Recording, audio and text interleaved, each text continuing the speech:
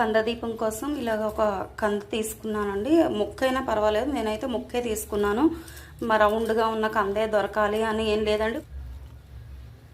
శుభ్రంగా కడిగి పసుపు రాసి కుంకుమ బొట్లు అయితే పెట్టుకొని పువ్వులతో అలంకరించుకొని అక్షతలు అవి వేసి నెయ్యి కానీ నూనె కానీ, నెయ్యి అయినా లేకపోతే నువ్వుల నూనె అయినా, మీకు విప్ప నూనె దొరికితే మరీ మంచిదండి. విప్ప నూనెతో దీపారాధన చేస్తాను. విప్ప నూనె దొరకనప్పుడు అమ్మవారికి విప్ప పువ్వులు చాలా ఇష్టం. దొరకకపోతే ఆవునెత్తోనైనా దీపారాధన చేసుకోవచ్చండి. నువ్వుల నూనెతో దీపారాధన చేస్తే ఐశ్వర్యకరం అంటారు కదా. నువ్వుల నూనె అయినా వేసుకోవచ్చు. మనకు అసలు ఏది అందుబాటులో లేదు, ఏది దొరకలేదు అనుకుంటే మీ ఇంట్లో ఏ నూనె ఉంటే అది, కొబ్బరి నూనె ఉన్నా పర్వాలేదు, కొబ్బరి నూనెతో దీపారాధన అయితే చేసుకోండి. నేనైతే ఈరోజు నెయ్యి వేసానండి. నెయ్యి వేసి నెయ్యితో దీపారాధన చేసుకున్నాను.